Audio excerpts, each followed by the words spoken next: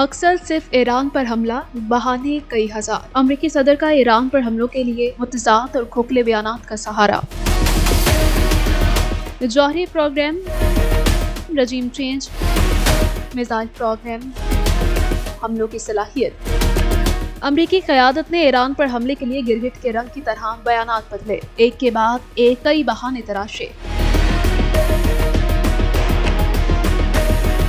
अमेरिकी सदर ने ईरान पर हमले के लिए सबसे पहले जो बयानिया घड़ा वो ईरान के जौहरी हथियार से मुतालिक था। अमेरिकी वज़ीर ख़ारजा मार्को रूबियो और नायब सदर जेडी वेंस भी इसी बयानिए का सहारा लेते रहे। We're ensuring that the world's number one sponsor of terror can never obtain a nuclear weapon. Never going to have a nuclear weapon. I said that from the beginning. They're never going to have a nuclear weapon. But the principle is very simple. Iran cannot have a nuclear weapon. If they try to rebuild a nuclear weapon, that causes problems for us.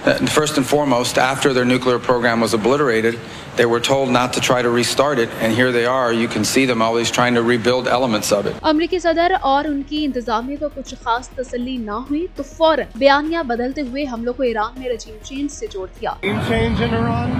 Well, it seems like that would be the best thing that could happen. बात सिर्फ यहाँ ना रुकी। अमेरिकी वज़ीर दिफा पीट हेग्सेट और वज़ीर ख़ारजा मार्को रूबियो ने एक बार फिर से पलटा खाया। इस बार ईरानी मिसाइल सलाहियतों को दुनिया के लिए बड़ा खतरा कहा और इसे हमले की वजह करार दिया। The mission of Operation Epic Fury is laser focused. Destroy Iranian offensive missiles, destroy Iranian missile production, destroy their navy and other security infrastructure. You've seen them increasing the range of the missiles they have now.